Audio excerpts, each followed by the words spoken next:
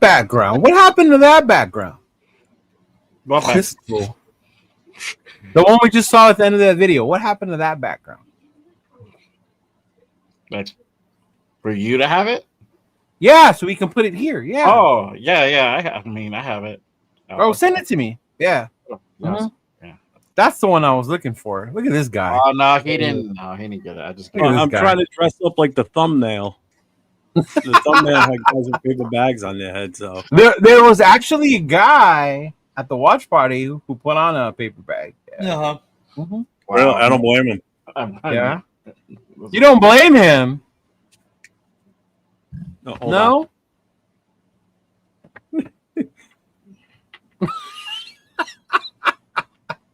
It's actually an improvement, man. Can you keep it on?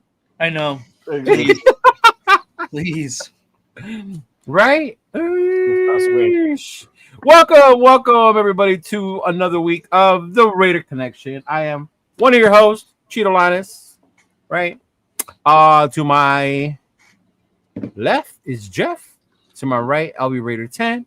And all the way at the end, Jay Raider. Welcome to another one. And yes, of course, it would not be a Raider Connection show with some type of humor from our guy, Raider Jeff. Oh, man. But, man, fellas. Woo!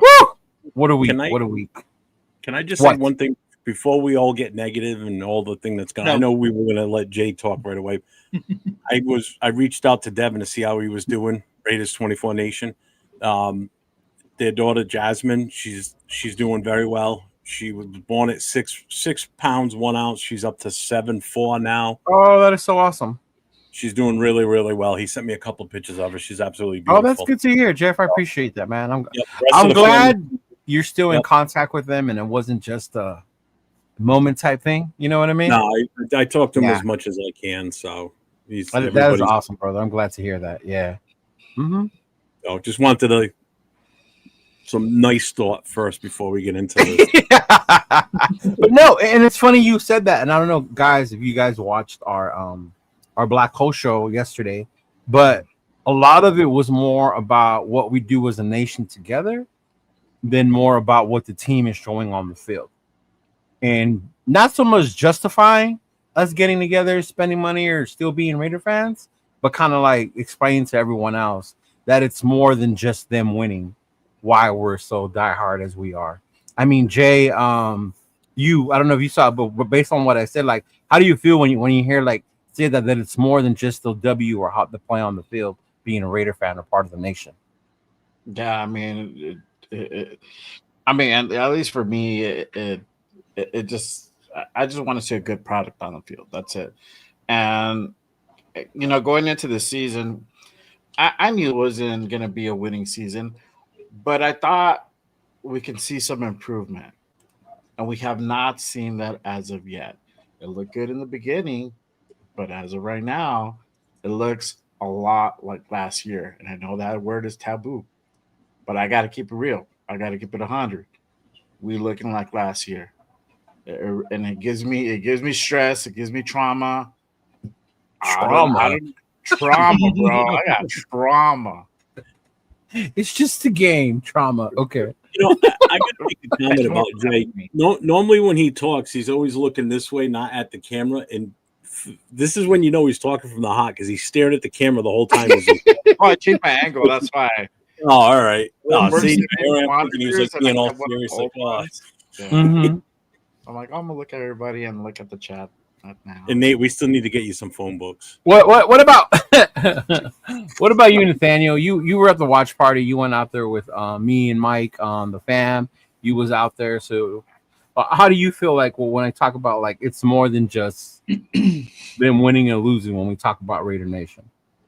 Yeah, I mean, I completely agree. I mean, like you said, we kind of tell because we're in the community and we're like, kind of ears to the ground, kind of in it really. So we see everybody's doing, and this year more than really last year, it felt different, like from a fan perspective. Like it felt like this year was going to be different.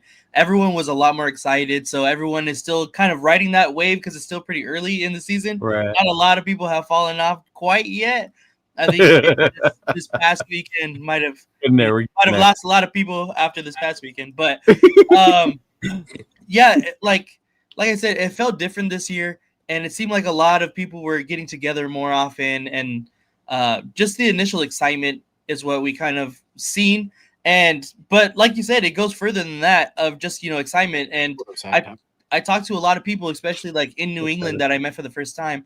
Like the reason why they started channels or products and stuff like that is because they want to just be in Raider Nation, like just to be a part of the community, because it's such a big awesome thing, and everybody's been so welcoming and cool. Like it's a really cool thing to be a part of. So that's what I've seen so far, being a part of this, doing all this YouTube and everything, going places and stuff like that. So that's what I love to see. And hopefully, another shitty season doesn't kind of derail that. not only that, but I think this is what your guys' second season doing the YouTube thing, as far as being a fan on this side and seeing the reactions, coming on here, sharing your thoughts. And it's like, so has that changed your perception of the Raider Nation even just a little bit, Jeff? Yeah, I feel more. I feel like I've got more vested in all this. Yeah, because I'm more into it now than I ever was before.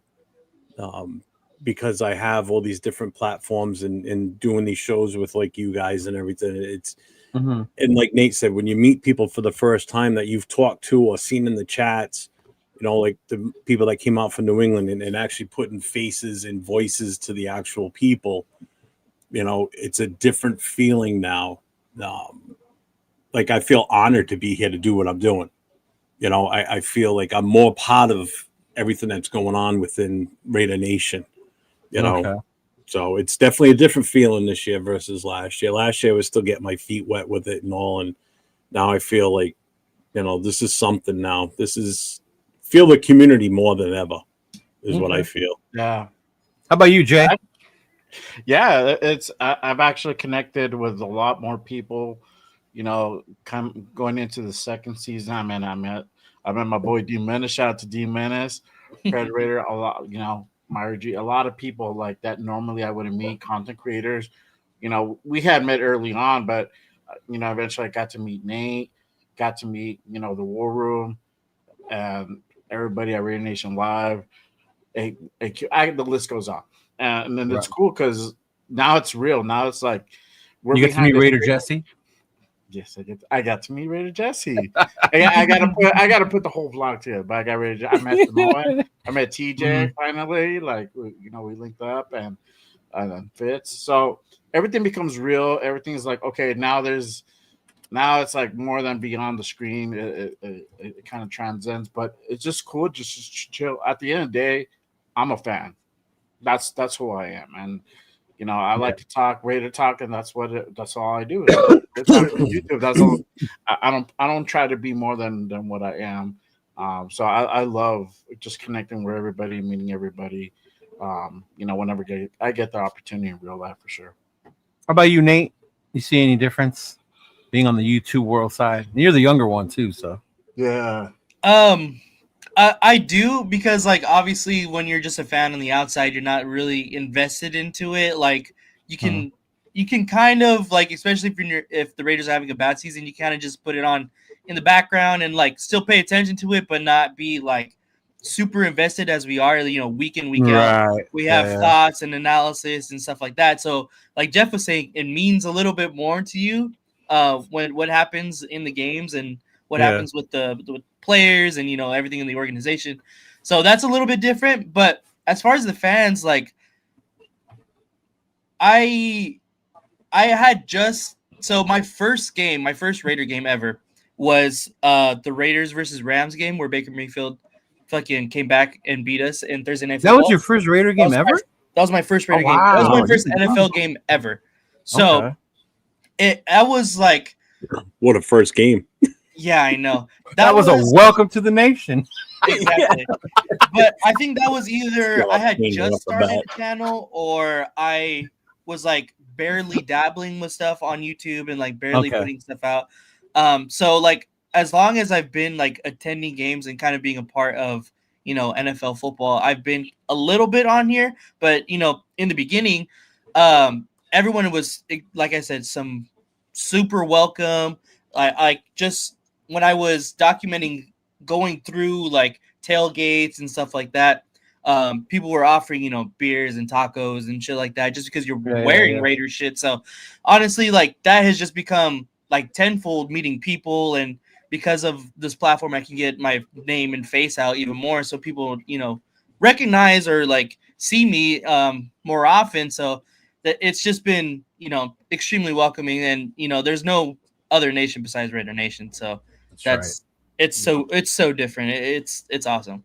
Well, that's good to hear. That's good. I'm glad your experiences have been going well, and I'm sure when you start going to games, Jay just said it, Jeff experienced it in New England, you start to see more of the faces of the people you interact with. You know, right. I remember the first time I saw D Menace, it was in LA in SoFi. He came up behind me and he goes, Cheeto, and I was like, fuck you. Right? Because we don't see faces. We don't see faces. Right. And he's like, D Menace, and I was like, oh wow, like oh my god, like yeah.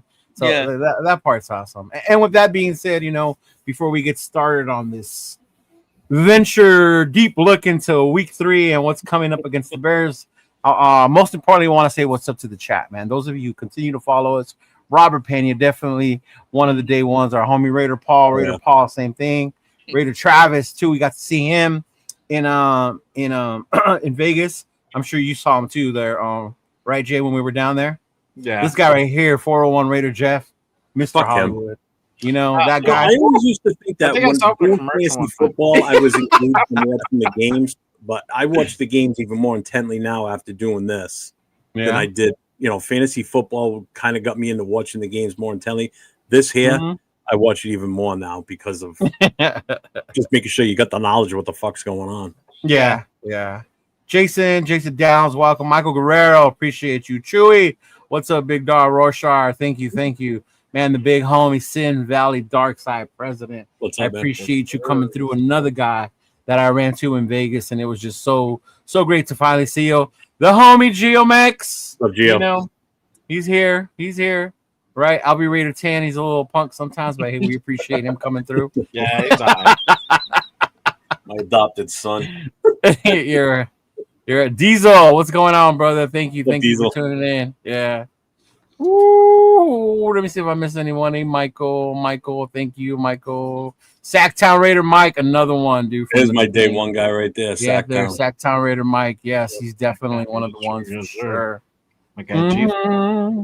Salute, brother. I saw 805 in here somewhere. I know I saw 805. Yeah, appreciate you coming through. I know you just had your show, brother. So Devin, thank you. Jason Marshall, appreciate you. And then again, 805, great show with the War Room, man. That's one of my favorite shows right now. Watching you, Chris and Severe, just break down that film, you know, and kind of reiterate the shit that we already think to ourselves. Like maybe I'm tripping, and then you see it slow down, and you're like, okay, I knew I wasn't tripping. Yeah, you know, G-fan. Watching that film today with on the offense was just painful.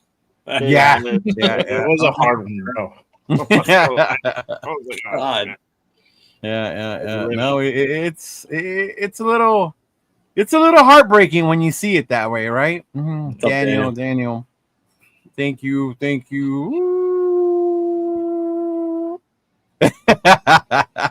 Yeah, I remember my first beer. Yes, sir. There he is. I'll be at J-Lot on Sunday before the game. If anyone is rolling, I don't know if that's directed towards us or to someone that was in their chat. I don't think they'll pop in. Yeah. So definitely see that. But I mean, hey, what can we say? You know, week 3, it wasn't pretty. You know, it was not the most beautiful game on all aspects. So I mean, Jay, we'll start with you, man. What are your thoughts after what you saw on from the Raiders versus the Commanders? Oh man, let me tell you guys something. I think that was probably like the worst display of football I've seen since last year. It was hard to watch. You know, wifey was like, why are we still watching this? And it was just halftime, or I think it was early third. And I'm like, it's like a car wreck. You can't like not look away. You're gonna look, and even though it looks gruesome, there's blood and ass everywhere, you still can't help to watch. What an ass! I know. What kind of accident you watching? You're watching it. The offensive line just looked like it wasn't even there. We saw dudes. We saw more linemen get punked than Red got punked by Debo on Friday, for real. And it's funny. Every time that I would see Gino was running for his life, like almost every snap. And it was so bad that he already kind of like there was any hint of pressure, he was already bailing, and because he just didn't trust the line anymore. We had a hard time, getting the run game started. Genty had a better game. He got more snaps. Like I think everybody was saying this. So as long as he's getting more snaps, he's going to get better. And that was the case. He did have a better game, but that guy had to work for his 63 yards. Let me just tell you, he had to I don't know how many guys he may miss in before the line of scrimmage just to go ahead and try to get some positive yardage. And some of the times you get sacked for like 5 yards, and it was just hard to watch. It's the same shit New Year, in my opinion. And just kind of reflecting back on it and everything. I mean, I've had it's been like 3-4 days now since the game has passed, having to process it and looking at everything, the presser with Pete. It's just like, what are we doing? What are we doing? We brought in people, we brought in grown-ups to come in and really run the ship right, but we're still having the same shit. We essentially have a new team, everyone, but we're having the same problems as of every year. Why? I don't know if it's a Raider curse. I honestly don't know, but something has changed. We cannot go on game after game, week after week, doing the same shit and seeing the same result time after time again. Something has to be done on the O-line, whether it's changing up the scheme because it looks like they can't understand zone blocking. They look lost and confused out there. If that means Max has to go ahead and start getting, he has to start getting started earlier. We can't wait until 5 minutes to the end of the game for him to go ahead and come alive and really, really make his presence felt. That has to start earlier. Defense has to go ahead and step it up. We need to go ahead and do better tackling. This is all fundamental shit that they should automatically do. We shouldn't be talking about missed tackles at this point in the season. We shouldn't, but yet we are. And so I think hopefully this game, as bad as it was, it's a coming of Jesus moment for the Raiders and for Pete Carroll to kind of sit down and just kind of like, hey, what are we doing? What the fuck are we doing? Are we going to go ahead and continue the same path and just go ahead and call it a wash and just work on the new guys that need to get developed and look towards 26? Or are we really going to go ahead and compete? Because at this point, and what we're looking like, we ain't competing for shit. We're competing for right. No, yeah. Hey, I feel you. Valid. What about you, Nathaniel?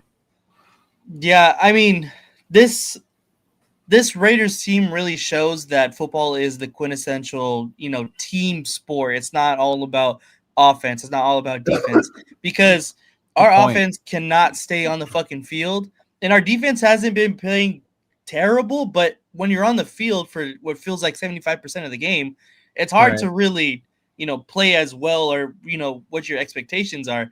So it's really tough because when your O-line looks bad, your entire offense looks bad. Like Gino looks bad. He looks like he's holding onto the ball for way too long. He gets sacked early. Like you can't establish a run game. Just like Jay said, Genty had to make people miss in the backfield to even get positive yards. So it's tough. And the biggest question to me that I've been having, it seems like every week, is why are the Raiders coaching staff so stubborn to not want to move around the O line, shuffle around the O line. Obviously, they want to like put in Kappa. For some reason, they just want to keep Kappa in there because I don't know, but I don't know. It's tough because, like I said, it's a team game, and so it really shows that when not all facets of your team are running, it's really detrimental to pieces that are not even on the field. When your offense is on the field and your defense, can't get a stop, it's detrimental to your offense and vice versa. And when special teams messes up and field position, like everything works together. So we need to figure out how to play a more cohesive game throughout. And I think that it's little things that need to be, kind of tightened up. That like we have talked about it. I've talked about it with other people that don't do content. Like what we need to fix the offensive line, and that's the biggest part of our woes right now for the Raiders. So let's do something about it. But the only people that don't want to do something about it seems like it's the Raiders. So that's the biggest question. Gotcha. What about you, big guy? I've been waiting for this all day. So let's call it what it is. On Sunday, Washington, our defense got embarrassed. Our offensive line got embarrassed, straight up bullied. It looked like five guys who just met in the goddamn parking lot before the kickoff and decided, hey, let's go play football today. The Commanders' defensive front, they didn't just win. They just dominated on every snap, it seemed like. Yeah, there was some good moments, but very far and few between. Geno Smith was running for his life back there. The pocket collapsed instantly. Genty, as fast as he was getting the ball in his hands, there was a defender in his face for the most part. The defenders were in his lap as soon as he took that second step. In the worst part, there were no adjustments made at halftime. It was the same shit in the second half that was in the first half. There was no fight, no pride, just the same missed assignments, same free rushes coming in every goddamn time, same soft play all game long. The play calls were horrible. That wasn't Raider football. That was just pathetic. And now we turn to Chicago on Sunday, and you better believe the Bears defense, man, they're drooling right now waiting to get a hold of this offensive line.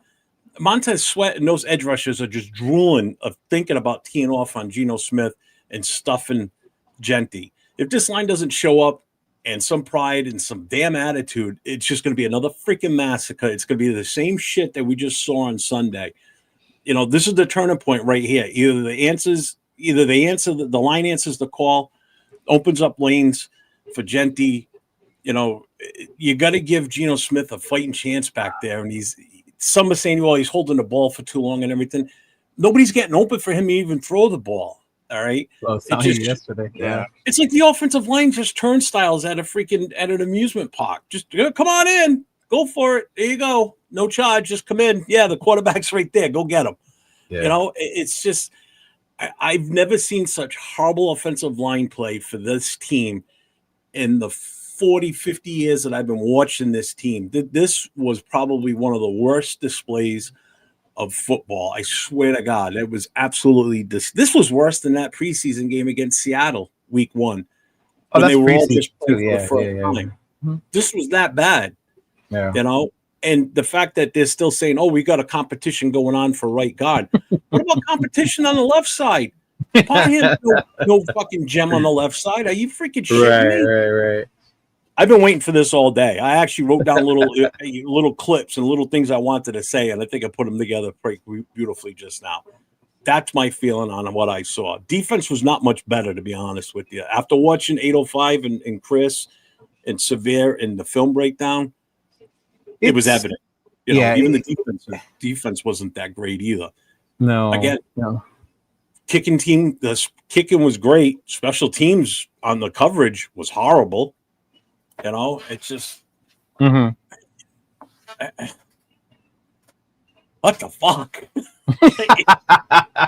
God damn it! No, you all make great points, and just to touch on some of them, Nate, I think you hit it right with one of them. Is a team sport, and no ifs, ands, or buts about it. We got our ass kicked on all 3 levels. 4, if you include the coaching, right? 4, if you include the coaching. Special teams got our asses kicked. Offensively, there was no rhythm. There was nothing to it. Yeah, Tucker got 3 touchdowns. 2 of those were in garbage time. I don't give a fuck about that unless you chose them in fantasy, right? Yep. And then the other part, the defense. The defense. Oh, they were on the field forever. First half, they gave up 170 plus yards rushing. They weren't on the field that much. That was just the first it half. was over like that. You know? So, I mean, there's so many things to look at. And then I add the fourth one is the coaching. Right? And I take it back to before the season even started, Jeff. And some of us had questions whether Pete Carroll would be able to get the job done. I know there was issues about if we ever brought up his age, why you guys got to bring up his age. It has nothing to do with it. But now I think we're starting to see what some people were worried about. You know, we knew that this roster wasn't as talented, what they inherited. We thought because it was Pete Carroll, because Patrick Graham came back, because we had Chip Kelly, they were going to able to fix things up, right? And then even to what Jay was saying, changes need to happen. But then it goes, what change? All right, a lot of us, I think most of us here are yelling for JPJ, right? Yelling for JPJ, whether if it's at center, at guard, or whatever. We just want him on the field to bring that attitude that Jeff was talking about, right? That's the other one. And then our offense has just become too predictable. Way too predictable. Oh, yeah. And with reason, because these guys can't block. They're having a hard time understanding, you know, who to block, where to move. Receivers having a hard time to getting open. Gino running for his life. Jency getting the ball, 5 yards behind the line of scrimmage, having to make people miss just to get back to the line of scrimmage. So the whole thing just looks so bad. Into all that, we need to forget that the Commanders are not the punks people thought they were because they're Washington, right? This is a legit team that made the conference championship last year. Yep. Yeah, even though they didn't have Jaden, they were still the Commanders. Deron Payne, animal. Animal, and it showed. It showed. If you watch the War Room's breakdown of the film, you'll understand how they tried to neutralize them. Right? But to no success. But to your guys' point about changes and change needs to happen. I'm curious, what do you think, Jay? We'll start with you. What do you think is the change that needs to happen? What is it you would like to see the change to be at this point? Well, like I was saying earlier, there definitely has to be a change. I know everybody's calling for JPJ to be at center. We fucking heard Pete's ass earlier. He's like, fuck no, we're not doing that. Legit. Not in those words, but might as well say those words. Right. Not even the left guard either. Yeah. So with that being said, and I knew that wasn't going to happen because for whatever reason, whatever is going on, we heard our guy Lincoln Kennedy say it's a technique thing and all that. If it's that or if it's a personal thing, it might be a combination of both. Who knows? Whatever, right?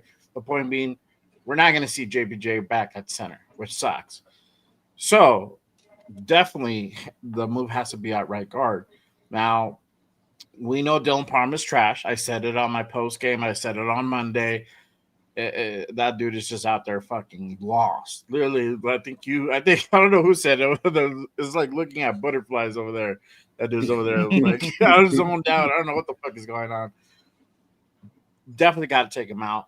If they're really high on cap, because you're not going to find anybody in free agent for one. Okay, so the notion of trying to find somebody out in the free agent market, it's slim pickings, and what's out there is just it's not good, and they're out there for a reason. So the answer is going to be internally. Unfortunately, you're going to have to shuffle guys around. This is where you take out Parham. You can test it if they're really keen on Kappa and they really want to go ahead and get their money's worth. Put him to left. He's played left before. The unfortunate part with Glaze, we're stuck with him. Who else are you going to put in there? Fourth side? That guy's even worse. Terrible. Have you guys seen tape on him? Terrible. Might as well not even have a right tackle at that point. So whatever issues with Glaze, he's just gonna have to work it out. They're gonna have to work with him. every fucking day until he gets that position down, not pat, but at least there's some improvement. And that's all really you can do. You can't do a whole lot. My thing is that you're just not getting the zone blocking concept. We tried this last year with Getsy. Just looked, it looks the same. And then once Getsy was out and then Philbin took over, he switched up to man, and then we saw better blocking towards the end of the season. Yeah, we didn't play great teams either, and that kind of helped. But they understood more because it's a simpler concept. They don't have to do too much. You just gotta block a guy in front of you. That's it. With zone, you have to go ahead and push a guy off, try to pick up this other guy, and there's a lot of thinking. You have to be really fast on your feet and in your mind. And if you're new to the game, it's going to be a hard time. And I mean, JPJ second year, DJ Glaze second year, Colton's been here for a minute. I think Meredith is in his third year, so he's still kind of new. So outside of Colton, they're pretty fresh. They don't have a lot of experience. So it might be time to go ahead and change up to a different type of scheme and find something that actually works. Brendan Carroll, I don't know. Whatever he's doing is just not working. And this might be a situation where you might have to go ahead and put that dude back. See, he's not going to get fired. He's not. Let's just keep it a bean. He's not. It's Pete's son. He's not going to fire his own kid. He's just not. So this is a situation where, like, hey, you know what? Philbin might need to go ahead and take the reins. You just might need to go ahead and be there for support and help them out, whatever way they want to spin it, and see if that starts working. And Chip needs to really kind of get his head out of his ass and really start paying attention to the play calls he makes. Sometimes the play calls are not there. They're not. Sometimes there's situations where, like, 3rd and 1, 2nd and 1, we don't have Genty there, or 4th and 1, we don't have Genty in. 1 fucking yard. Genty could get 1 yard. Can he though? With his O-line? I would trust rather Genty than Zamir White would be on the 3rd downs. Yes. This is, I'm like, all right, fuck it, just get the yard. We're gonna line up. We're gonna line up Mike, or we're gonna line up Brock there. We'll put somebody there for you. And we've seen it happen. I mean, that's how he got his first touchdown. He literally lined up Brock almost at fullback, and he was. Yeah, but that was New England. That was New England. Yeah. But certain situations, you need your best guy out there, and we're just not doing that. So something has to change. Chip has to get more involved. P has to stop putting so much stress, and I think that's the issue. It's not his age. I think it's just a trust thing that he's giving too much control to, his department, and he just needs to go ahead and be the Peter Bowl and just take a hold of the situation and just run shit. Like, sorry, man, this is a situation that calls for that, where we're entrusting you to go ahead and improve our team, not go backwards, not get worse, which at this point we kind of are. And for those of you who didn't know what Jay was referring to, I don't know if you saw the press conference or not, but he was asked, right? Pete Carroll was asked about if there's any chance, they consider employing the O-line like we saw last year. Meredith at left, JPJ at center, Parham at the right. And Pete basically said, absolutely not. Mm-hmm. This is a decision they made. This is who they're going to stick with. And that's what they're going to go with. So, I think as Raider fans, you hear that and it's frustrating, right? Yeah. It makes you feel like, well, what is it that needs to happen then? So Nate, with that, I'll follow up with you, big dog. Like, what do you think, or what do you feel the changes are that need to happen in order to start seeing some success? To me, honestly, it's acquiring another offensive lineman. I probably left guard, in my personal opinion, maybe a center. Wait. Acquiring when? Like right now? Yeah, as soon as possible. As soon as possible. Because if we want to be a competitive team, if we want to be a competitive team that everyone expected us to be, obviously stuff is not going the way that we intended. So, obviously, coaching, offensive line coach, not going to change. Pete Carroll already said not going to switch up anybody on the offensive line. So bring in another body. Bring in somebody else that can possibly, reinvigorate this offensive line in some kind of way. You mean like a trade, or someone like out a trade in the waiver because because okay. just like Jay said, you're not going to find anybody out in free agency right now that's going to be worthy of picking up off the streets and putting them in there off rip. That's just not going to happen. So if we acquire somebody, obviously, I don't know off the top of my head who's going to be acquirable, who's out there really. But if we really want someone or want this O-line to be, kind of fixed, I think we have to go acquire somebody and that who's ready to play, one, and two, that could help us on the offensive line. Not just go get somebody like a Capo that's sitting on the bench right now and on the Browns or whoever the fuck, like that's not going to help us for no reason, To me, I think that's what it has to be. I seen Jeff's comment earlier, like put in the rookies. I would like to see that, but they're just not ready. Honestly, they're not ready at all. And I know you had said that, we can't get any more worse. It could. It definitely could get worse. I'm not gonna lie. It looks bad, but it definitely could be worse. But to me, that's like the only thing that seems plausible within their constraints so far that they've put out there that seems reasonable enough. Like, I don't know. It seems like the only thing that could be changed to me to fix what is our biggest problem right now, and that's O-line. Right. Hey, welcome, early risers. First time checking out the channel. Appreciate you coming through, brother. Early riser. Yes. Yeah. Well, what about you, Jeffrey? I said this last night, but I said it in a nicer way last night. The only way we're going to fix this, first of all, there's no free agents out there. There's no one's going to be. Somebody said in the chat a few minutes ago, there's nobody out there that's going to be willing to trade away an offensive lineman. That's a good offensive lineman, not without us paying the price for it, which means we're going to lose a really good player that we don't want to. But again, how really good are our players, to be honest with you, the way that they're all playing. And I'm including Max and everybody else, everybody from point one on the roster to the end of the roster. What's out there that's viable right now that's going to give you any type of value? Right. The only spark you're going to get is from what's currently on our roster or in our practice squad right now. That's all you're going to get. You got to figure something out. You got to play. You got to experiment in practice. And if that means putting the rookies out there in the starting front five on the offensive line in practice and see what you got. But how good is the practice going to be going up against our defensive line too? Soft on soft ain't working. Remember, there's less contact now in practices too. And that's the other thing too. The old iron sharpens iron. Well, this is plastic. You can't really do it as much anymore. Soft poo right now. It's sport versus sport now. Yeah, exactly. There's no sharp edge anywhere in this. That's all dull as can be. So there is no quick fix for this. So everybody got to buckle up and deal with this for the rest of the season because we're fucked. Unless somebody for some reason just comes out of nowhere that's available, which I highly doubt, we're stuck with what we got. I think when you look at that, maybe teams that are, they're tanking, but they're not, like the Dolphins, a lot of players are going to be moved out of that team by the trade deadline, right? Right now, maybe Atlanta, who knows with the way things are going over there, right? But yeah, to everyone, to people in the comment section, we're saying it too.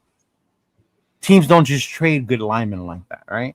And if they do, you're going to pay extra value for someone like that to come to your team. Yeah.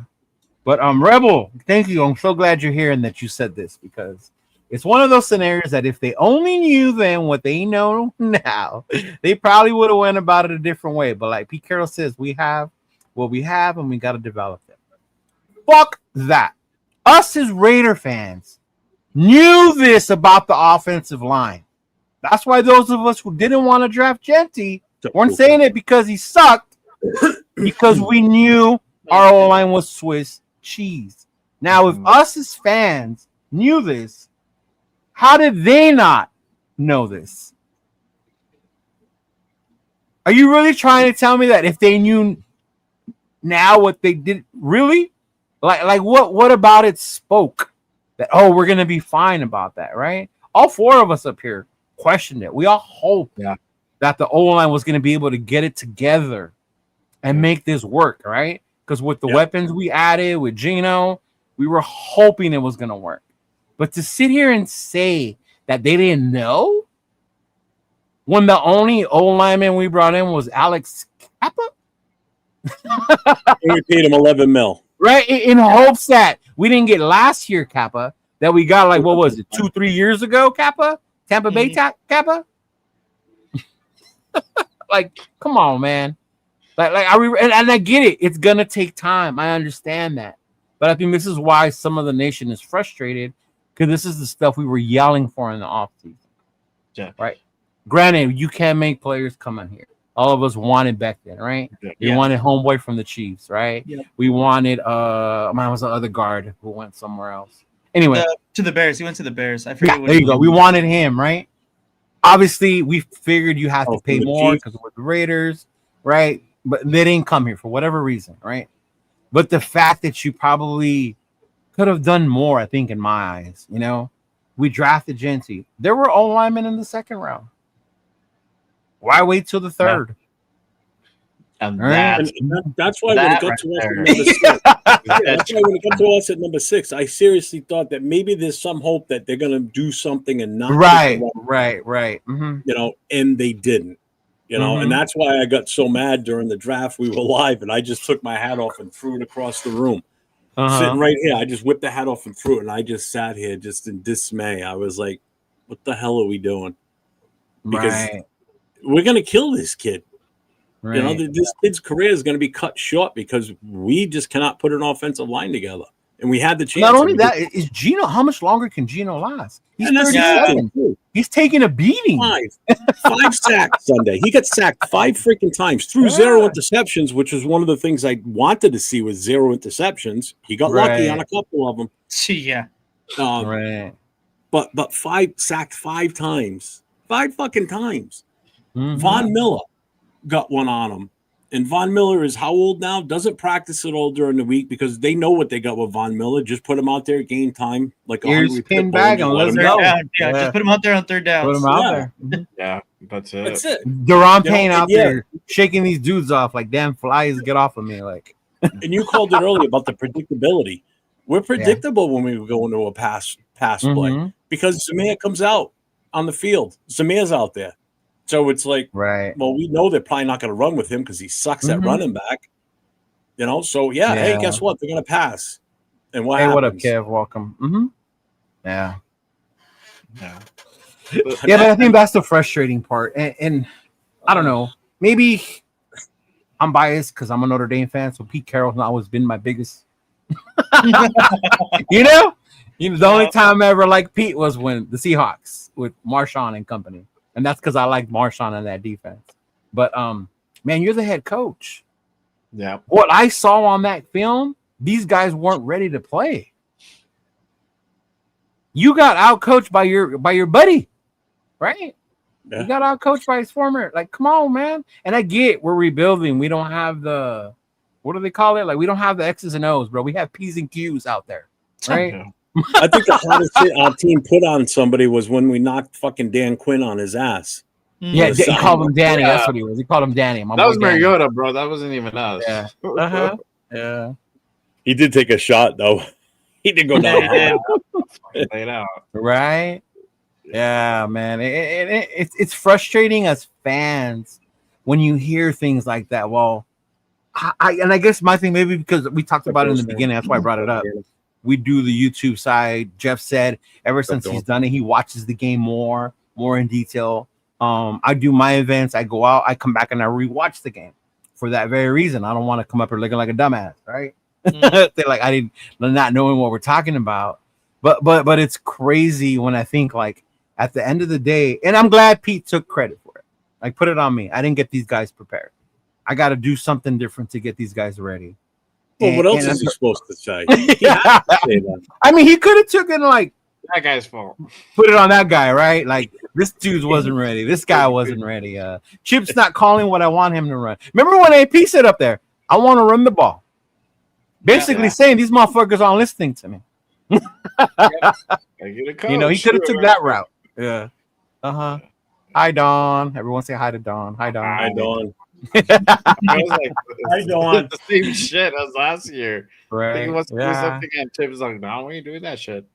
But even like blame the coaches that signed off. It goes beyond the coaches. Spy tech, right? Where's this influence from TB12? We're supposed to. I was just gonna say that. Not for nothing. Why is he not sitting there saying, "Hey, this offensive line is shit, but let's do something about it"? I mean, Right. he saw what was out. I mean, we put the same 5 guys we put 4 of the same guys out there on that line this year. Yeah. Okay. One is absolutely horrible this year. I don't know what the hell happened to Glaze. He's in a wicked sophomore slump. And JPJ is just not even existent out there. He doesn't even exist on the field. You know? It's like, Jesus Christ. Hey, shout out to Myra being a member for 2 months, but we are traumatized from Leatherwood. And that's the other part too with the nation when it comes to picking people at certain positions, right? If we take another lineman that high, remember Leatherwood, right? Yeah. We take a DB because I wanted Will Johnson, right? Well, remember Arnett, remember this, and I'm like, oh my god, we we are traumatized, you know, when it comes to that. Jay, you are right. We do carry trauma. You know how I'm traumatized? I know that I'm now one more season away from closer to death before I see them win anything. Like this season's probably already a wash at this point. I know it's only week 3, but I don't see us getting much better than what we are right now. I really don't. It's gonna take a miracle. Right. I mean, hell, I hope there's a surprise coming somewhere. Yeah. You know, where's James Nostradamus? Maybe he can tell the future for us. Oh, even James Nostradamus was speechless, y'all, yesterday. He didn't even know what to say anymore. We tried to have him make a prediction. He couldn't come up with one. I think his only prediction was that Caleb was gonna fuck us up on Sunday, right? Something like that. Yeah. But he just didn't want to say it. Oh man.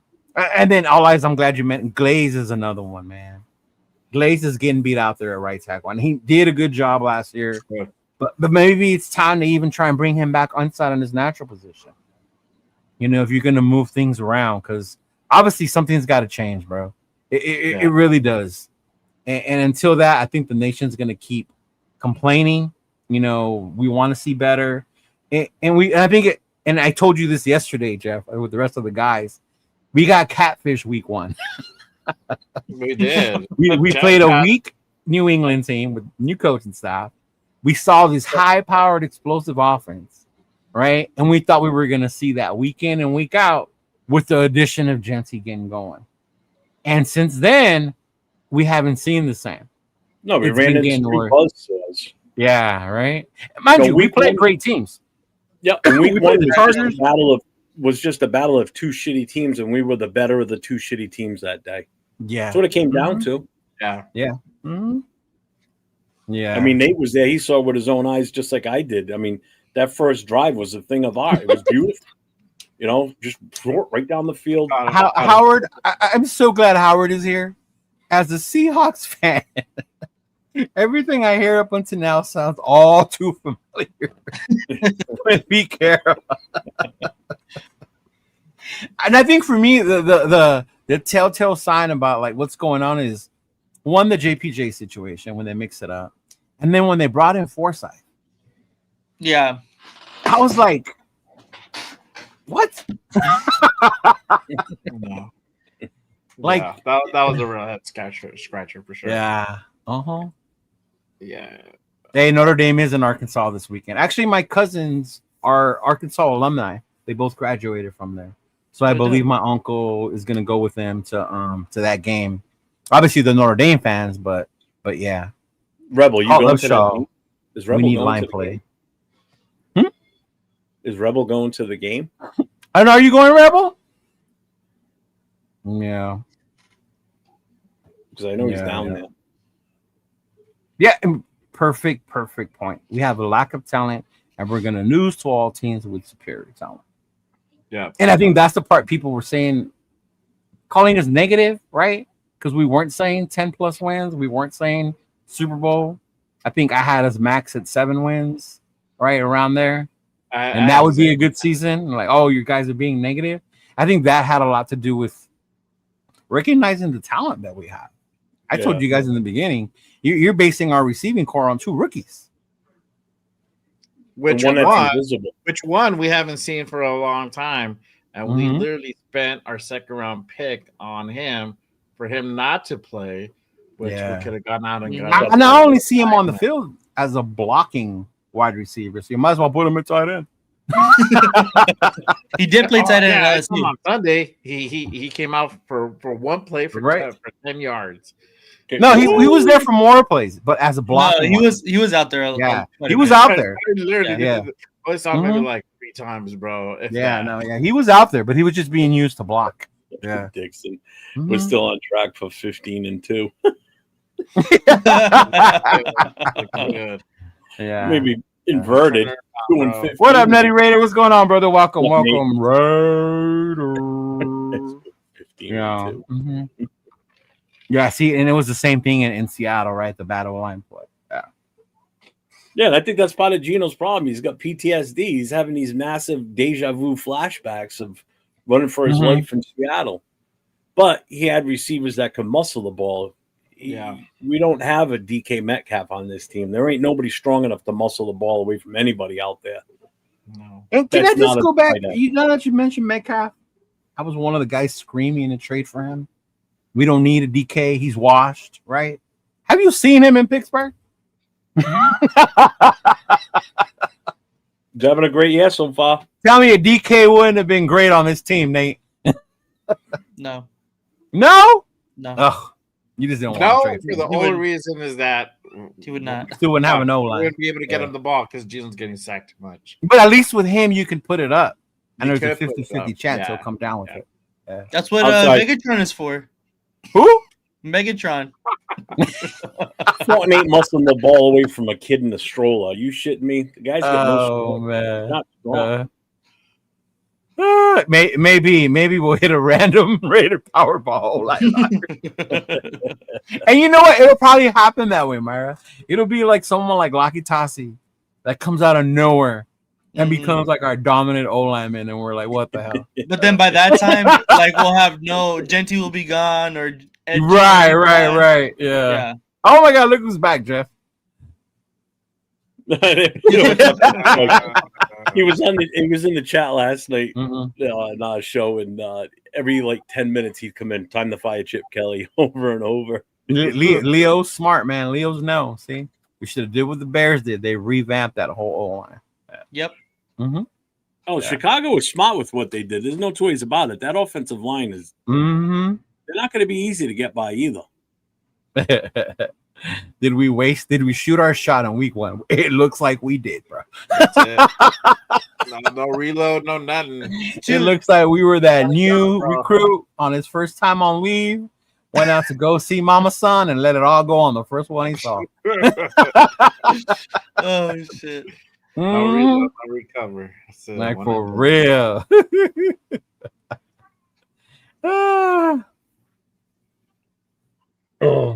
Bro, you're a grown-ass man. If you need 4 days to adjust to a 3-hour time change, what the fuck are you doing? You're a professional. You've been doing this for a while. You should already know how to train your body and prepare for that. It ain't college. I'll tell you what, though, the NFL didn't do us any favors with the schedule. No, but at the same time, that's not kind of fucked us early here. That's not the reason why we got our ass kicked. No, it's not. Yeah. It's not. Yeah. But again, we went East Coast back to Vegas on a Monday night, then short week back out to the East Coast, where the Redskins played on a Thursday night, had extended time off so they could really get time to game plan for us. So yeah, they had a little bit of an advantage over us. They had more days to rest.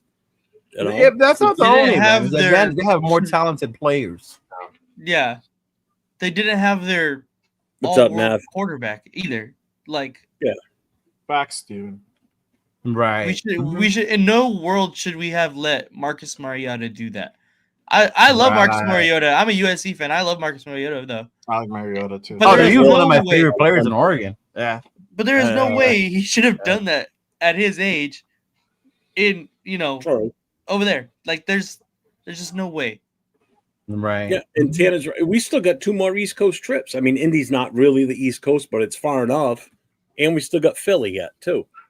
Yeah, but Philly's not till December. It doesn't matter. It's still an East Coast trip. It's still a long distance. But this is what I mean. To me, that's just not an excuse. That's not an excuse. We're not the only ones who do that, bro. Yeah. I understand that. The Chargers are the most traveled team this year. Buffalo plays one game outside of their time zone. So they're playing East Coast time zone except for one game. So their entire season is, granted, I know that they're in the AFC East, so yeah, they're going to New England, New York, and Miami. But they only play one other game outside of the East Coast time zone. So that's right. Tell me that's not good for them. You know? To me, I'd rather, this is more of a big issue than the time difference. We use our second round pick on a receiver who's not even playing. Yeah. And it's like Alex Kappa, free agency, we ain't doing nothing. None. Right? Mm-hmm. He said, plus we have daylight saving time. Yes, we do have Chili. And it hurts to say it, but it's true. I keep telling you guys over and over, that's Noah's thing right now. He's like, Uncle, we just suck. Paper bag says we suck. Yeah. We suck, but we can potentially be decent. We have to. We can what? We have to make. We so. suck, but I think we can become decent. We have the ability. We have to make some changes though to become decent. But it's not changes you can make within this roster that make us decent, I think. Yeah, because as the coaches say, certain players aren't ready yet. Remember when we did the preseason shows, right? I was telling all of us, we're basing our success on a lot of what ifs.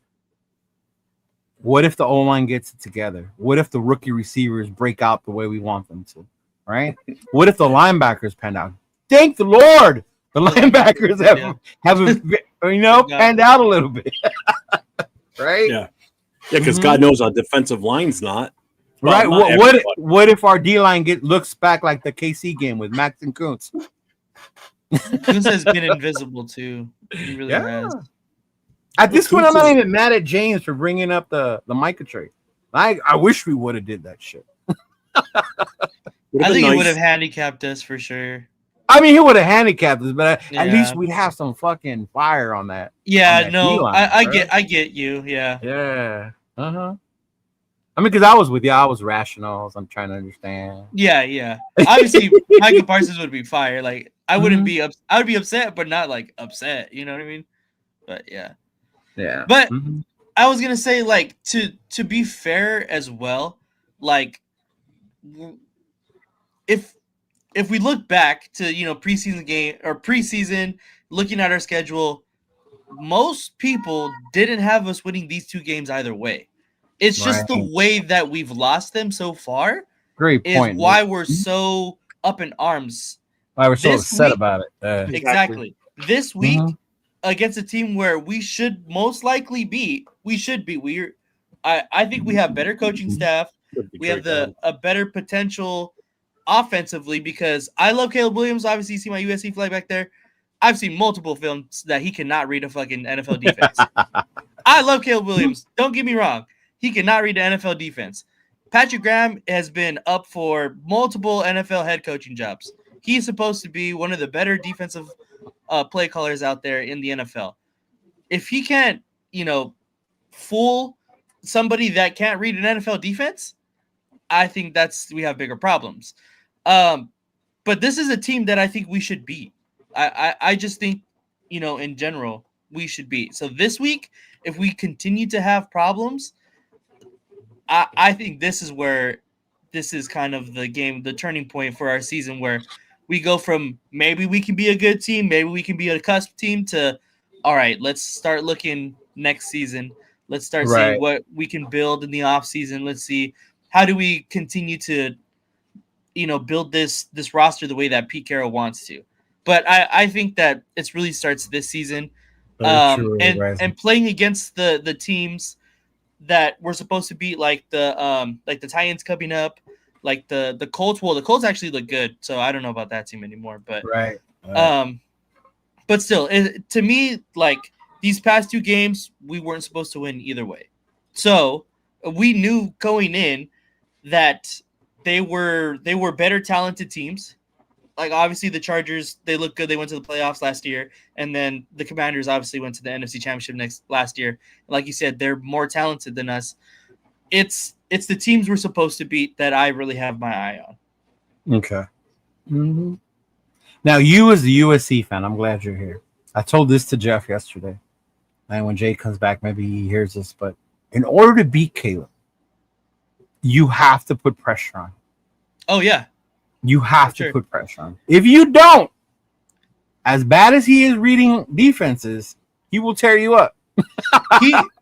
He plays like he thinks he's Superman. He thinks he's the best player on the field at all times. At all times. If you can get to him, he'll get into his own head and he'll throw bullshit up. Yes. He'll do that. He did it at SC. He did it last year with the Bears.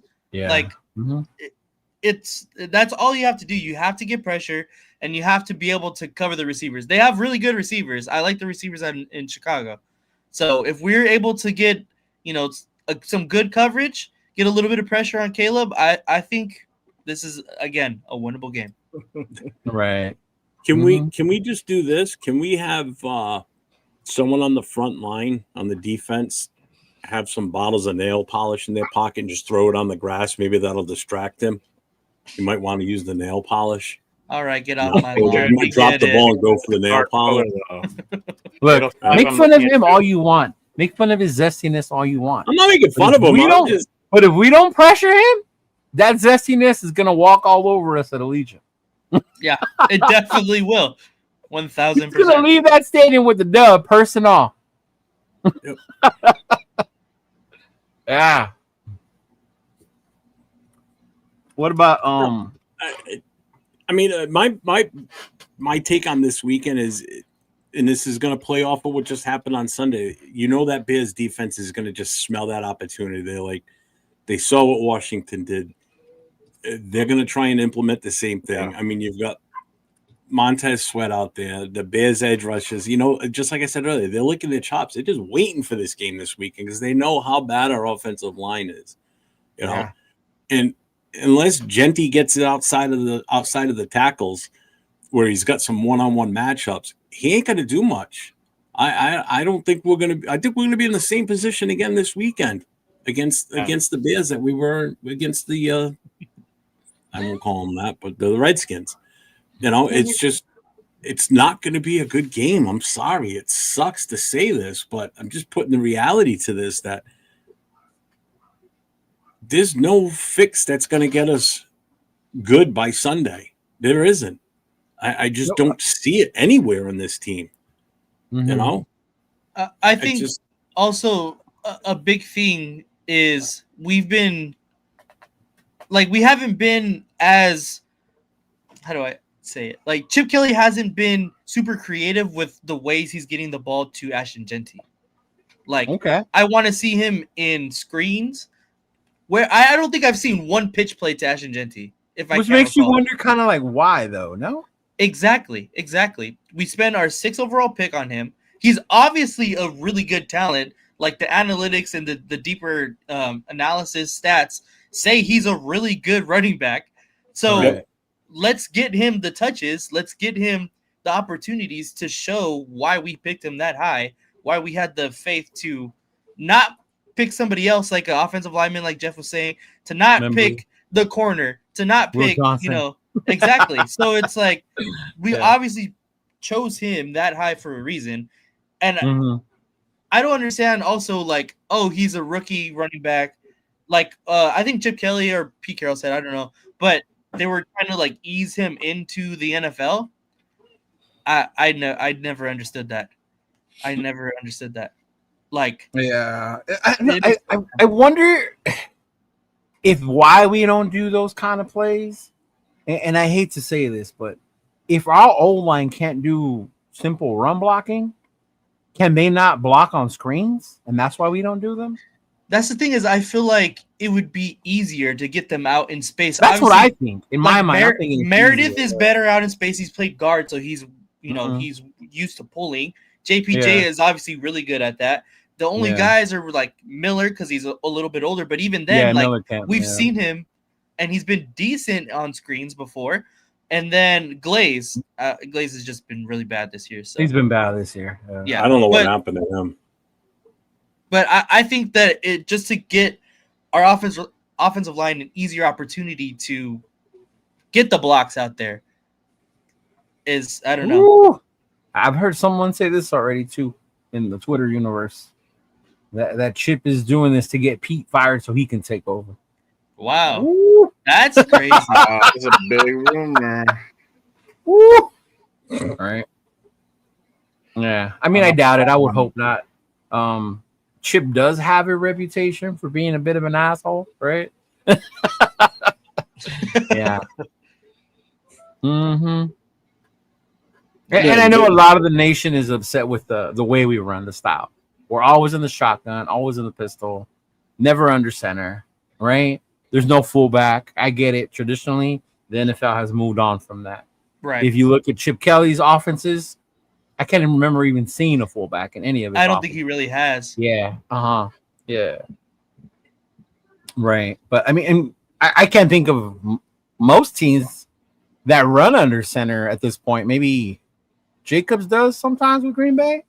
I think Right? Green Bay, yeah. Yeah.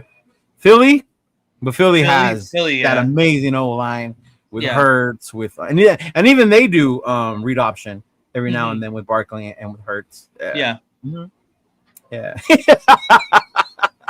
Set that up for Friday, Jason. You know I was looking at a couple. Not gonna lie, I was already looking at a couple. Yeah. It's so true, though. Yeah, right. And I get it. I think that's why I brought up the who's to blame. It's like I think there's enough blame to go everywhere. Yes. Brandon Carroll, Pete Carroll, Chip Kelly. You know, I'm not so much trying to blame PG. My thing with Mariota was like I think they weren't ready for the read option as much as we saw it. Yeah. And you saw Washington was like, we come in like old school Oregon type offense, right? For real. and the Raiders weren't ready for it. I think it took them a while Yeah. to adjust because the second half you saw they didn't gain as much yards rushing as they did the first half. Mhm. Yeah. Mm-hmm. But man, it's tough being a Raider fan, big dog. It's tough. It's tough. Oh yeah. Mm-hmm. Hey, the Tyree fans have been quiet. Damn. Very quiet. He had that one sack, and I ain't heard from him since. Yep. Right? I'm gonna have to start putting tape over this freaking thing right here.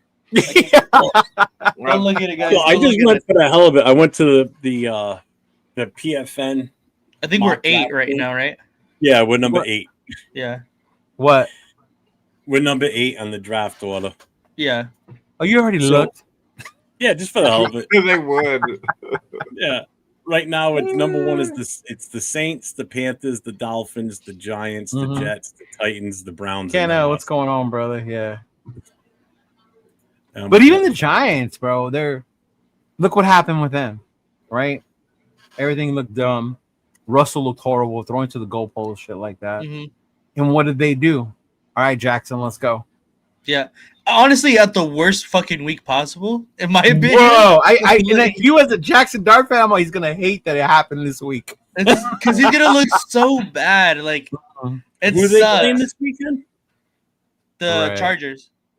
Oh, Yeah. in New York, I don't know. I think to be so. honest. It is in New York. is it? Yeah. Mm-hmm. Yeah. But yeah, he's not gonna. I hope he lights it up. I really do, because that's a guy I was kind of hoping. I know Nate. That's the thing is like even We're if you almost look done at the with Washington. Giants, Yeah. even if you look at the Giants, like they have things that you can look forward to. Like they have Yeah. Jackson Dart, who they haven't really seen yet. They have Malik Neighbors. Malik They Neighbors. have Cam Their Scattergood. D-line. who's fucking nice.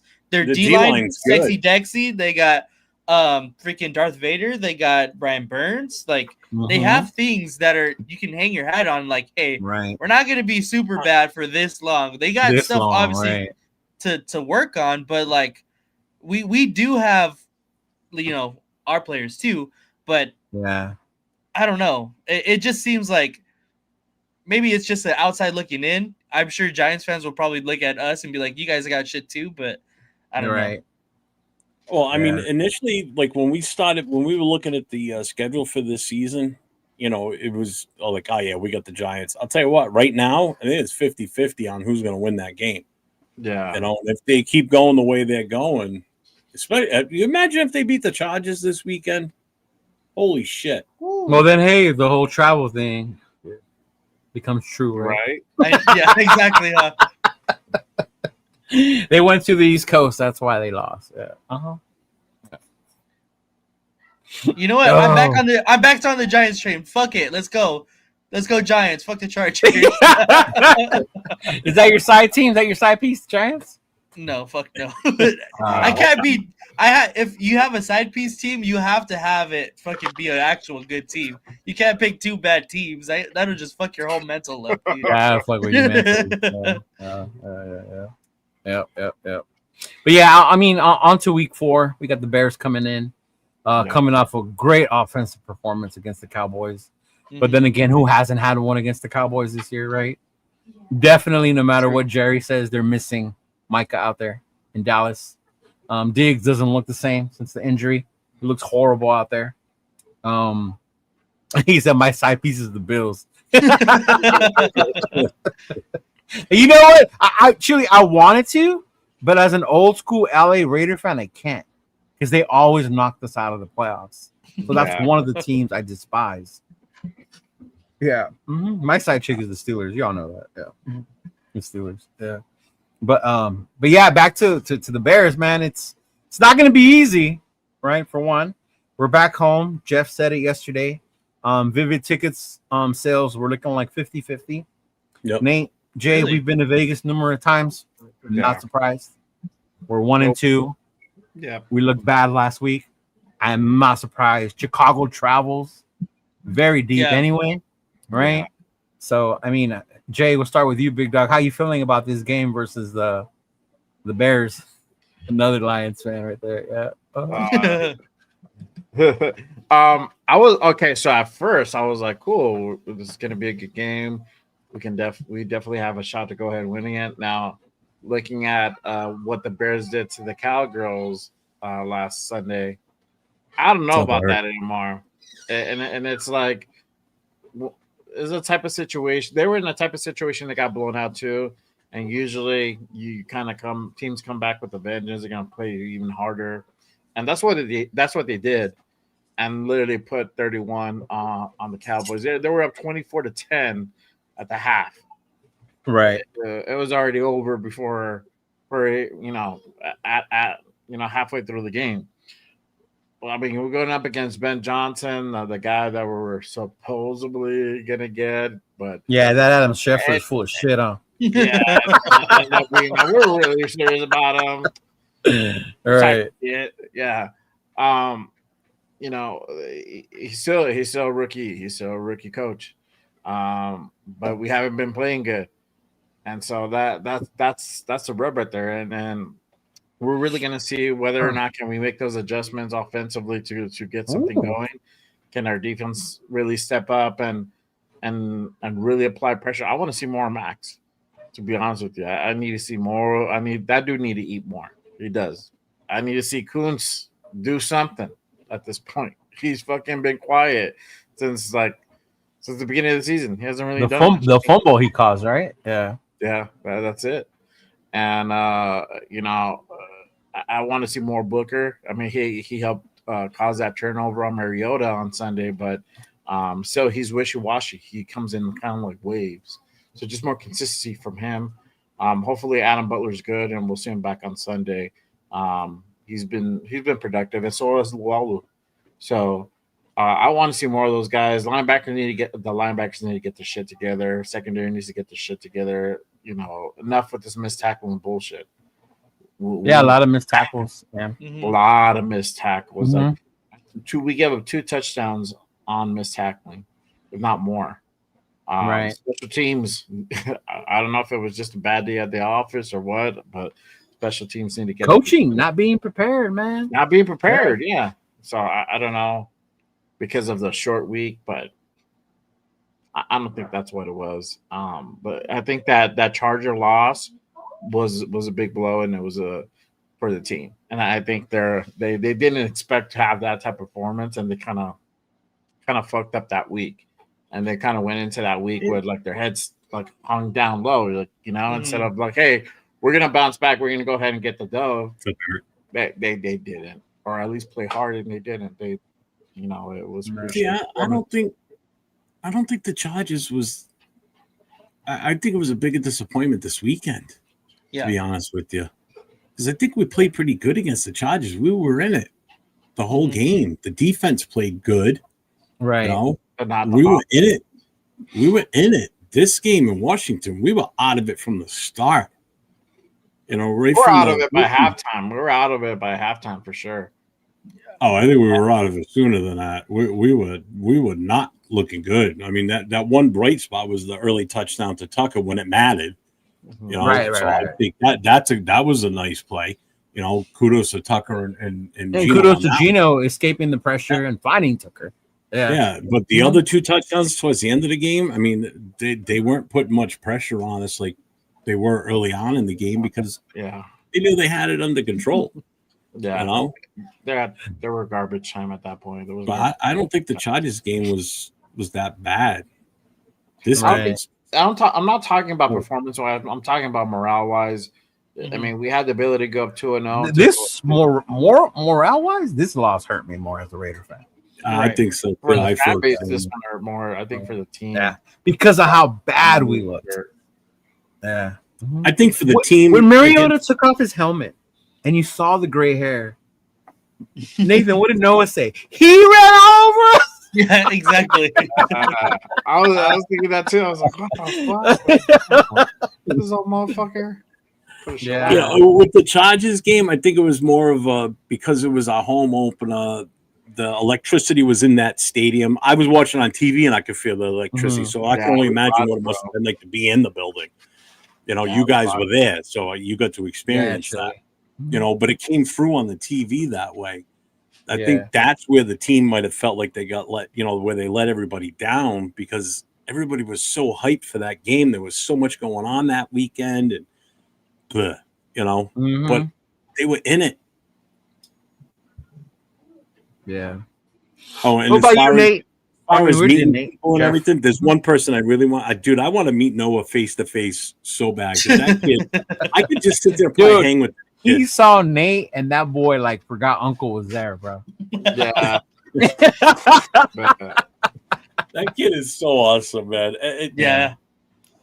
Mm-hmm. Yeah. We can't believe we're talking about fire. We're not talking about firing Peter Chip. We're not talking about it. Yeah, that was just the thumbnail, big dog. That was to get you to come in here and say that. We got him. We got him. It worked. Got him. He's like, fuck that about. No, man. Thank you for tuning in. We're not on that wagon of fire everyone right now just yet. Not at all. Yeah. I know I'm not. I know the guys. I'm not. Hit Boy is. Mm-hmm. Well, except Hit Boy. Hit Boy wants Chip Kelly gone. Yeah. Only coach I want to see moved around is Brennan. Right. I want him off the line, coach. That's well. My friend also said he's the run game coordinator. Too. He's the run coordinator, which I totally just didn't even fucking think about. Like the offensive line coach normally is, but it's like it makes a lot of sense why we're struggling so much. If the offensive line is struggling, why the run game is struggling as well. Yeah. So that it was like, how did I not fucking think of that? That just it makes so much sense. That was but yeah.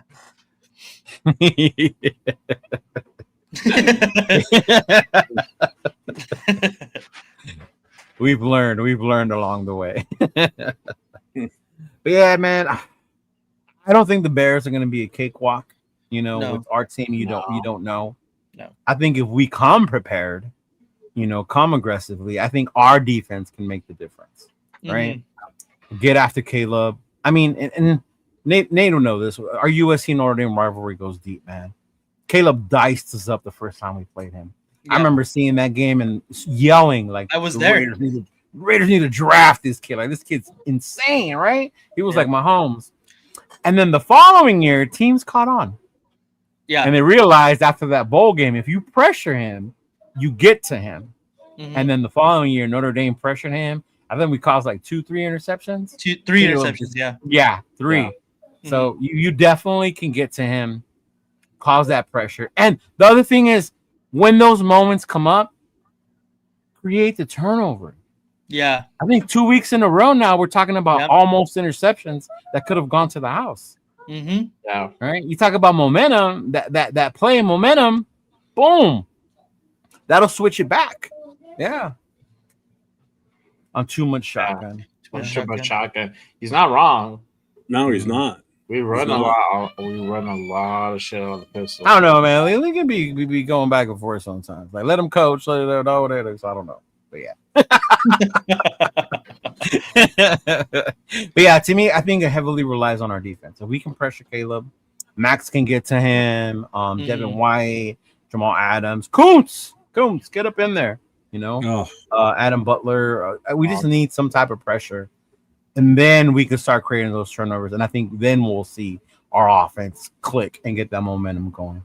I'm hoping this is the game where I see that big run from Genty, where I'm gonna like get up and then just be like, that's what I'm, talking about. We're seeing flashes. We've been waiting for it. Yeah, we're seeing flashes. That's a good thing. The potential is very much there. It's just creating those opportunities. Eric, I love you. I kind of wish you wouldn't have ran over that safety though. Like you could have made that dude miss and taken it to the house. But you wanted to run him over. Yeah, he did. Yeah. I was talking shit. He's like, "Fuck you."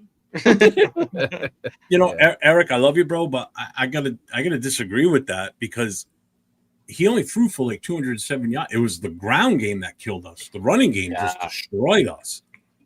So the secondary wasn't really involved in a lot. I think it was the big touchdown that Luke McCaffrey touchdown. Yeah, they keep giving up big plays, and that's frustrating. Yeah, but still, again, it was mostly the running game that destroyed us. We couldn't stop shit. Yeah. Again, our leading tacklers were the linebackers in the secondary because they were making it to the second and third level. Once our D line was getting blown up. Yeah, getting lit up. Mm-hmm. Getting lit up like a Christmas tree. I mean, you just look at the stats for their running game. Nichols, 78 yards. Mariota, 40 yards. Rodriguez, 39. Krosky, 26. Debo, 18. Everybody was in double digits. Us, 63, 19, 5, 4, and 2. I mean, unbelievable.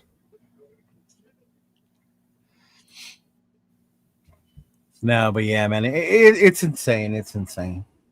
Yeah, but I mean, Jeff, what do you think, bro? How do we do against Chicago?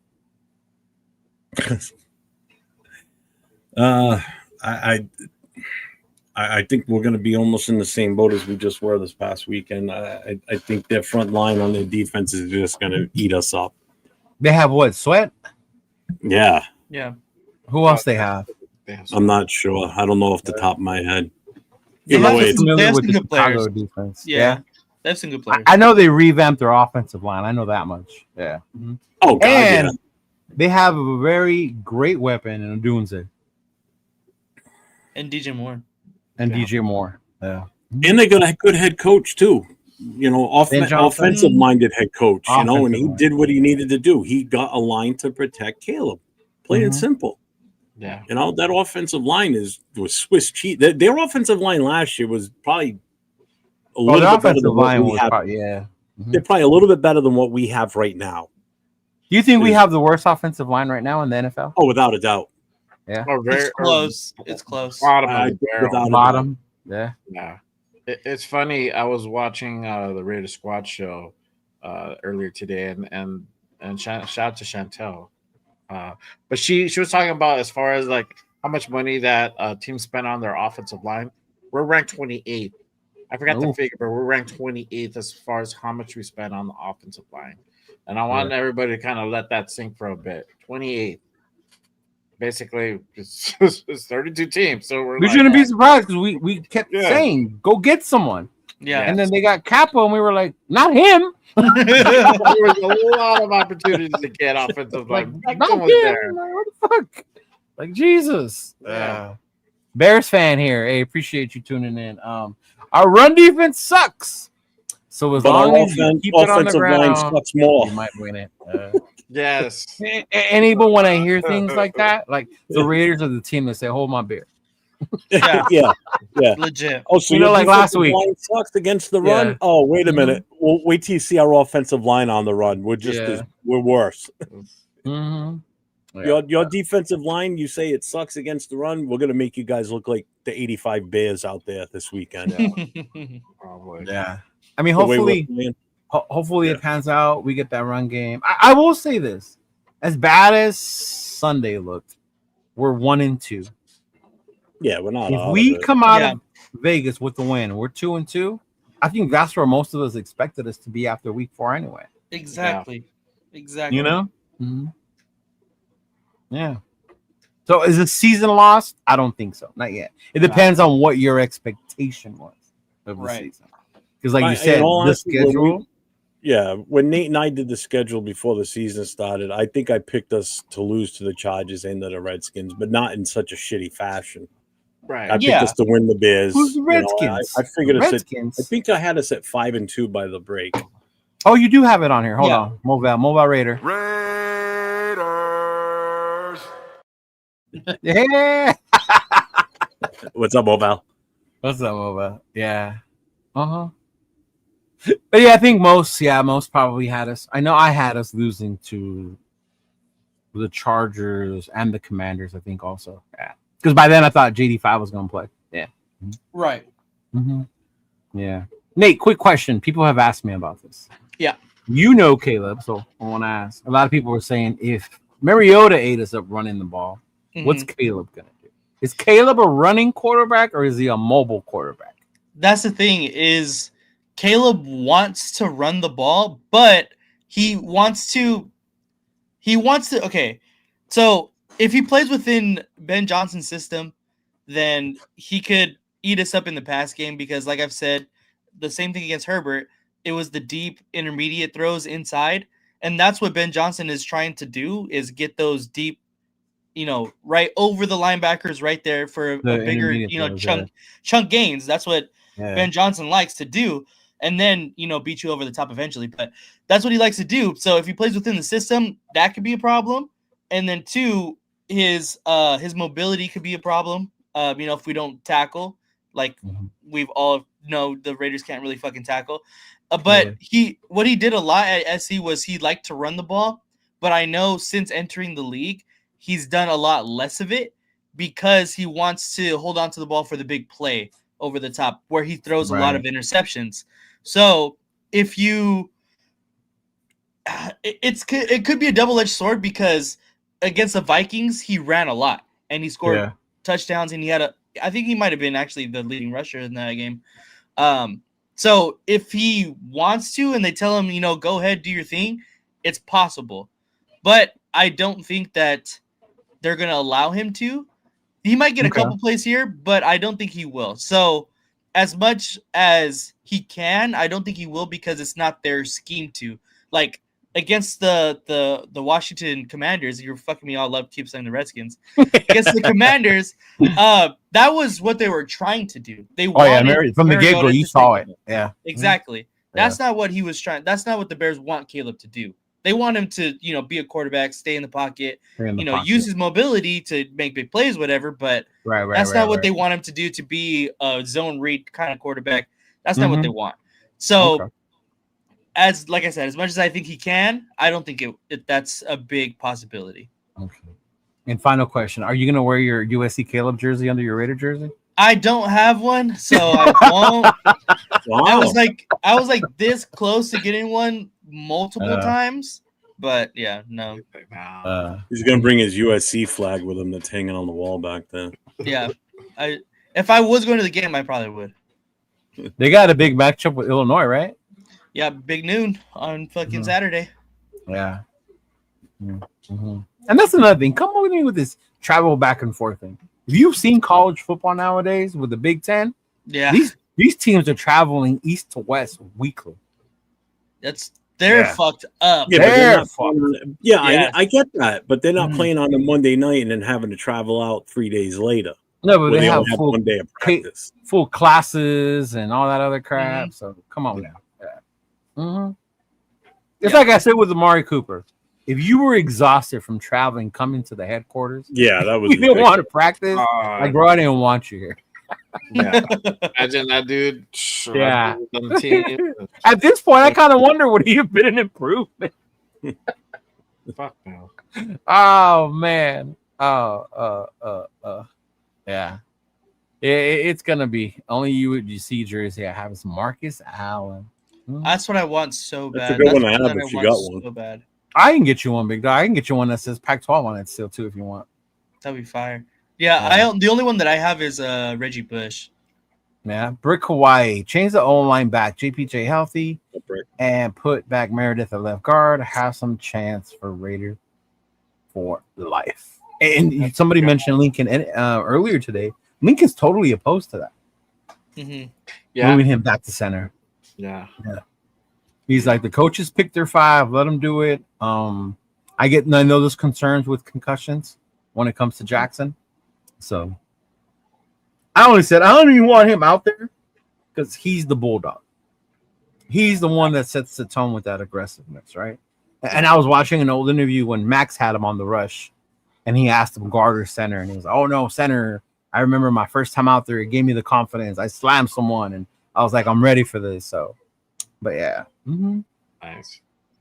Like, I understand why, like, the move to guard because of his swiftness and light on his feet. Like to get with if he pulls, like I get it, but it just hasn't been working out that way. So yeah. No. Like Jackson, if you come back, take it easy at practice, big dog. We know you're physical. I don't need you to get hurt at practice. Right. Right? Jesus. But yeah, man. I mean, before we wrap it up, anything else you guys want to share about this weekend's matchup? I mean, I had a pretty good Sunday last week. Did you? Would you like to share about your Sunday? Oh yeah. It was So obviously, me and Leo had the watch party with TBHIE and with Raw. So we went out there. I went with my girl and my cousins. I went with my girl and my cousins. We got raffle tickets for both Raw and for Leo. Literally, it was so funny because we sat right in front of everybody. Like, we were right in the front. We got there like a little bit after the game had started, so we were right in front, and we were right in front of the table with all the prizes. And so we were looking, and we're like, "Oh, I want that one. No, I want that one. No, I want that one." So we got our raffle tickets, and it was so funny. Oh, ticket this one. Oh, that's me. Oh, ticket this one. Oh, that's me. Like, literally, me, my girlfriend, my 2 cousins, we all won multiple things. Not just one, we all won multiple things. The funniest part was they were having people, like, if they won, to pick another ticket. My cousin won. He picked another ticket. He picked his own ticket. So he walked back to back. I believe So that. we walked out with a ton of Raw stuff and a ton of Raider stuff. So yeah, you did. It was dope. So, it was really dope. So let's do the rundown on how lucky you are at raffles. So at Bakersfield, you win a jersey. Didn't you go win a jersey? I won the Aiden O'Connell jersey that's still right here. You won the jersey. Yeah. You got the tickets to the Raiders Cowboys game on Monday night. That wasn't a raffle. That was more a competition. Yeah. But I won bingo. But I won the bingo to you get won the into bingo. it. Won the bingo. Okay. Yeah, to get. So what else? Did you win anything out here? No, I didn't get any tickets though. I didn't buy any tickets. Or else I probably people would have. Really thought it was rigged. Yeah, really, right? Yeah. I wanted to let other people have chances. You know, we didn't have a lot of stuff to put it back in our bag. So I would have shipped it to you. True. Yeah, but he bought a bunch of the stuff that Mike had out there. Yeah. Dude, it was dope. It was fun. Dude, you need to go play the lottery. Is what you need to do. For some reason, it's only raffles that I'm. Did you buy raffle tickets for our raffle for the? Yeah, we did. We were like the 2 numbers off twice. Okay. Yeah, we were 2 numbers off twice, but yeah, because we gave away an autographed Lincoln Kennedy football and an autographed Jeremy Chin jersey. Yeah. Mm-hmm. Yeah. Now you got to be blacklisted for regular raffles. Yeah. Mm-hmm. Speaking of Bakersfield, shout out to Lorenzo Raider Crusaders. They already announced the LA takeover. That's So gonna there be is going to fun. be an alley takeover, Hollywood Mhm. Park. Buy your tickets, Eventbrite. Go look it up Yep. again, alley takeover. So you could definitely start getting your tickets for that, and that's going to be fire, bro. That's going to be Yeah. fire. Hell yeah. You guys are That for the Chargers game. Yeah. No, Yeah. for the Raider game here in LA. Yeah, exactly. yeah. That's No, what I we mean. don't say that here in LA. We don't call it the Charger game. It's the Raider game in LA. Okay, I get it. He's like, huh? Oh, I didn't know when you said, because you mentioned Bakersfield. I thought you were talking about the event for next year or something. No, it's the same guy who runs it though. Yeah. So he does one here in Hollywood Park. Got it. Yeah. But moment of truth, fellas. Predictions. We'll start with you, Jay. All What is right. your score prediction for Week 4 versus Caleb and the Bears? Caleb and the Bears? I predict it's gonna be another close one. Hopefully. But I do think we're gonna get the dub. And if we do, I think it's gonna be like a 21-14 game. Oof, that's exactly what I was gonna say. Okay. All right. Yeah, Nate? I'm gonna go the same score, 21-14, with what Jay was saying. I think that we're really gonna have to depend on our defense, especially because if our offense can't get anything going again, it's really gonna have to be able just kind of a management of points, really make sure that Right. they don't Yeah. score and take all the opportunities that we can offensively. So I think it'll probably be 21-14, maybe even a little bit less. 49 to nothing. Fucking Eric. I like that score. I hope it's that score, to be honest. Yeah, me too. That's one of my chapter members right there, Eric. Yeah. I figured 'cause he was from Facebook. Yeah, Nate met him. I'm sticking with my 30-21. Until we score 30 30-21. points, I'm going to keep predicting us. Maybe scoring that's the 30 curse, points. big dog. Switch it up. Make it 29. Yeah. Nope. 30. 30-21 30. we win. Hmm. I'm still saying we're winning. I will never say we're going to lose. I will never say we lose. Nope. I don't care who we're going to eat. Who said yesterday on our show we were going to lose? Probably James. I did. You did. I did. I'm dead. I was probably still on my feels. Yesterday I said we were going to lose 21-17. Yeah. Its boy said me. Yeah, me, right? Honestly, I think it's a very winnable game. But to Nate's point, it's going to rely on the defense. Like, this is the game I want to see Max get 2-3 sacks. One sack, create a turnover. Those pressures cause a turnover, cause an interception. Things like that. Kuntz, I need to see Kuntz get after it. Tyree, leave him unblocked, Chicago. An unblocked Tyree is a superstar. The Hall of Famer. Right? Leave Tyree unblocked and let us eat, crow when it comes to Tyree. But yeah, I mean, part of me still feels because our O-line is such Swiss cheese, seeing what the Bears can do, then hearing their D's is pretty bad. Their run is just as bad. I mean, I guess I'll be positive today and say we're gonna win, right? I'll say we win that game. Good boy. 20-13. I like that. 20-13 we win. Yeah. I just don't want us to abandon the run. Just run. Run the Right. wheels off. Even if it's If run defense is that bad and that porous, then let's just run the shit off. I mean, for once, can we be ahead of the game? Yes. On first down, let's get some yards. I'm tired of 3rd and 10, 3rd and 12. That limits so much. You talk about Chip Kelly. We were ahead in. There's only so much you can do when it's 3rd and long like that, man. Right? Like, what do you expect Chip to do at that point? What's he supposed to call? Like, I gotta play for 3rd and 27. Yeah, exactly. And penalties on top of that. Fucking penalties that have killed us too. Yeah. To get those 3rd and fucking 15s and shit. Like, no, you gotta fucking, and it's offensive line again too. For the most part, it's always our offensive line that do shit. Damn, Hit Boy said 24-3. Bears. No faith in the Swiss cheese O line. Just not positive in us moving the ball and our defense only going to hold for so long, man. And I think that's why it's important to get ahead. If we can get a lead, that changes things, right? Because then we can run the ball more, right? Even those last carries Genty's had in that Patriot game, they weren't effective, but they were an effective game management wise. Yeah, right. You ran the ball, you ran time off the clock. New England didn't have time to come back. You know, the defense was able to go in there and pin their ears back and then just go after the quarterback. Yeah. Mm-hmm. But yeah, I mean, you guys got anything coming up? I know tomorrow's Thursday. You have coast to coast tomorrow, coast to coast. Yes, sir. Is it going to be on? Because I heard there was a problem with OBS the other day. Oh yeah, it was my Wi-Fi. I figured it out. Really? Was it? Yeah, my Wi-Fi was not good because there was an outage in my area. Can you just get on one of their StreamYards and share it the way the rest of us do, or you just refuse to? No, I'm good. Fucking Nate. All right, well. What about you, Jay? You got anything coming up this weekend?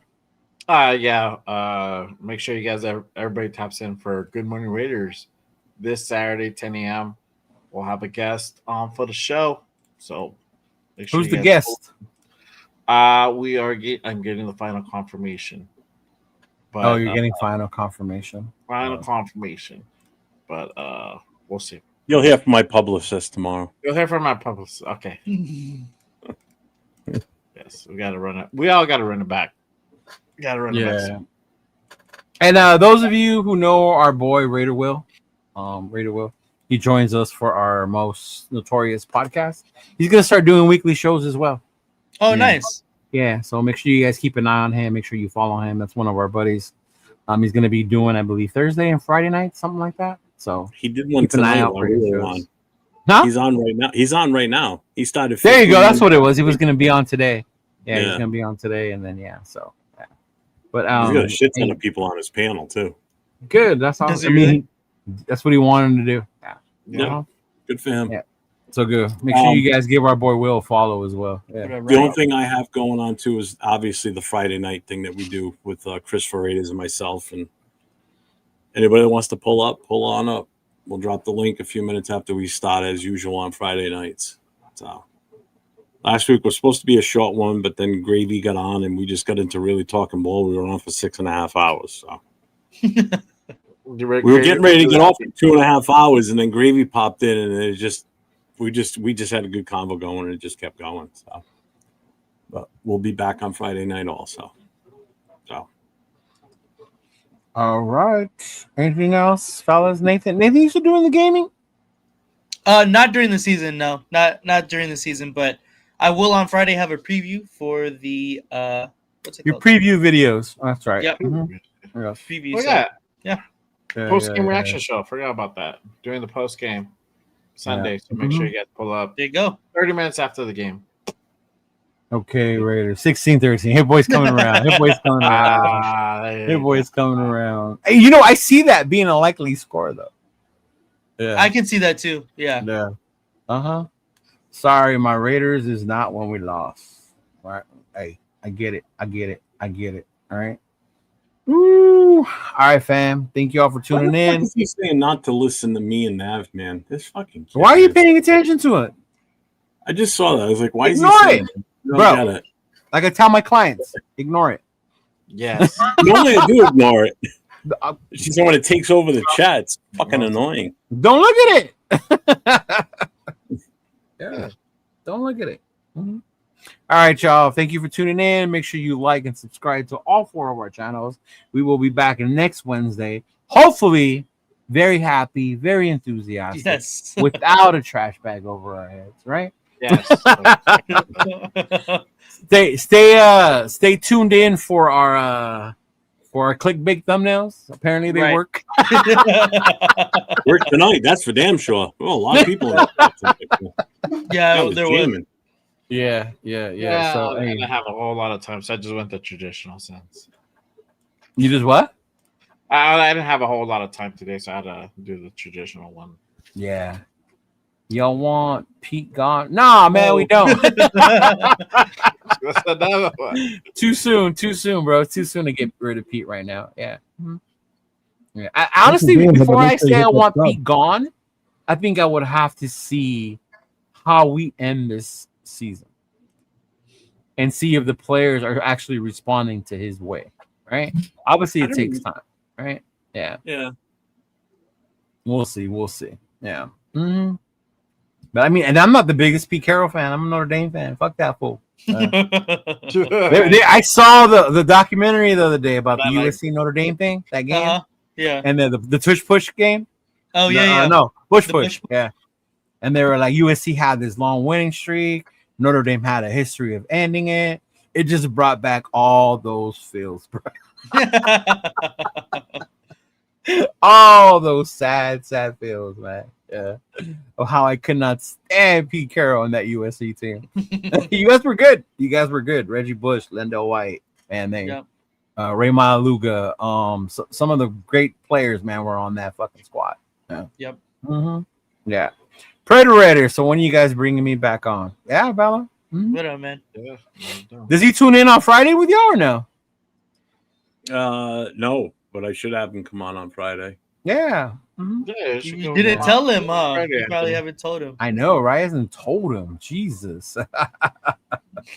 Should know. All right, fellas. Peace out. Y'all have a good one. I'll talk to you this week. Hopefully, I'll see y'all this weekend. Nate, hopefully you come through this weekend as well. It was great having you guys there. Yeah. Watch you do the party, bro. So appreciate you. Anthony, Friday night, I'll send you the link Friday. Mm-hmm. Yeah. Let's